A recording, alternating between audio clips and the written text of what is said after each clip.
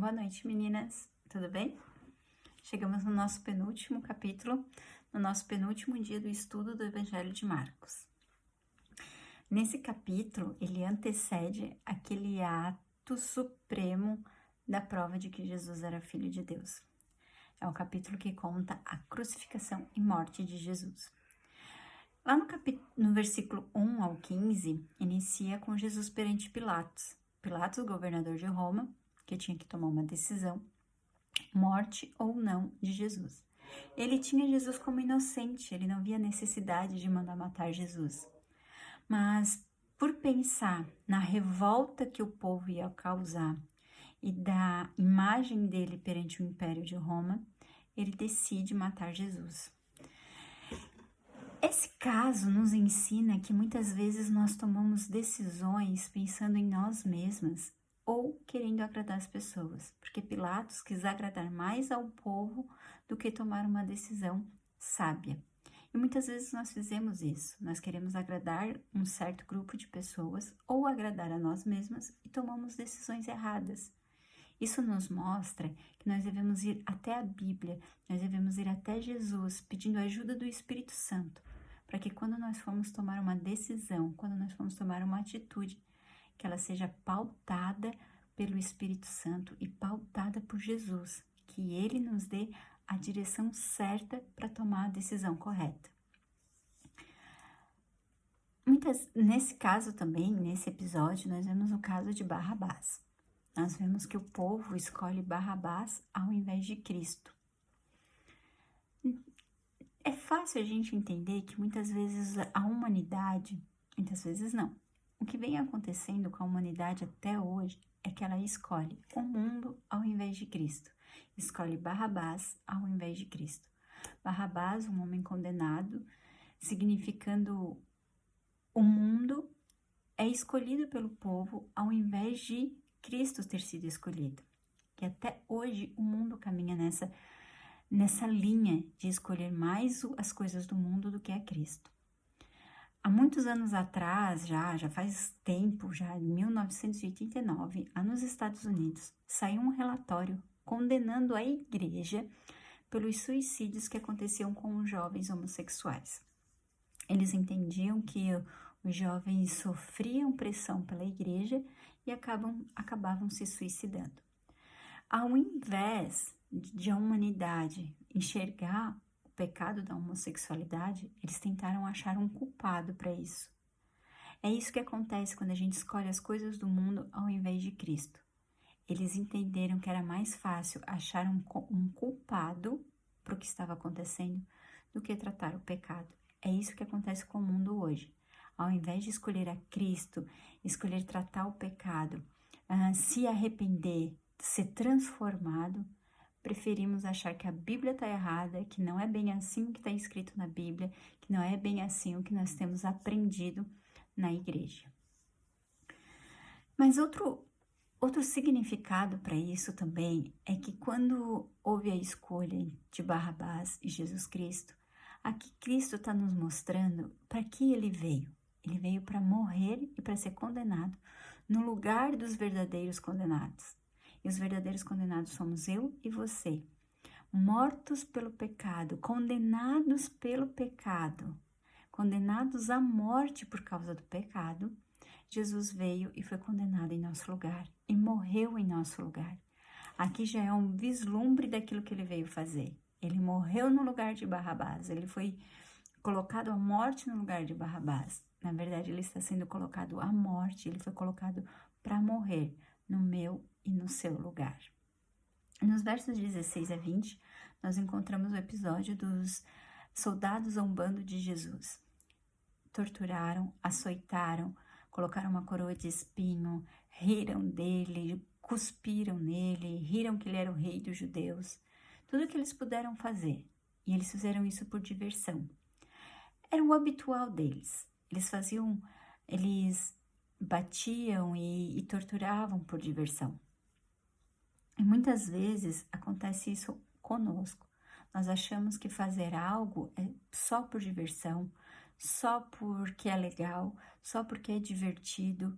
Só que a gente tem que ver que tudo aquilo que é antibíblico Por exemplo, a brutalidade, o espancamento, a tortura, tudo isso é antibíblico, a gente não deve fazer isso com o nosso próximo.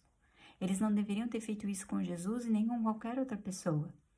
Então, isso já é terrivelmente errado. Só que aplicando na nossa vida, hoje a gente não comete tortura, não bate, não ofende as pessoas, mas nós fizemos algo por diversão, achando que é normal, achando que é legal, que é só por zoação, mas na verdade é algo terrivelmente antibíblico, aquilo que não agrada a Deus. Que nós possamos não ser como esses soldados, mas muito pelo contrário, que nós possamos ser pessoas que a nossa alegria, que o nosso prazer está em Deus e na sua palavra. Nos versos 21 a 32, nós temos o episódio da crucificação e nós conhecemos o que chamou a atenção, foi o personagem Simão Cirineu. Imaginam vocês indo com um plano de participar de uma festa e essa festa pede alguns rituais, pede alguns requisitos para você participar dessa festa. Você espera o ano inteiro para participar dessa festa, você faz todos os requisitos, faz o check em todos os itens da festa para você poder participar. E chegando prestes, um dia antes da festa, alguém vem e acaba com seus planos. Foi isso que aconteceu com Simão Cirineu. Ele estava pronto para participar da festa judaica, ele tinha cumprido todos os requisitos, mas ele foi chamado para carregar a cruz junto com Jesus. Ele deve ter ficado muito revoltado, porque como a gente sabe, até aquele momento, muitas pessoas não criam que Jesus era Jesus, o Filho de Deus. Então ele ficou muito revoltado, ele não ia poder participar da festa, porque ele ia se tornar impuro por ter carregado aquela cruz. Só que depois que tudo aconteceu, eu creio, e como os livros falam, ele deve ter tido a brilhante sensação de que ele foi a única pessoa de toda a humanidade escolhida para carregar a cruz junto com Jesus. Ele teve um privilégio que muitos queriam ter.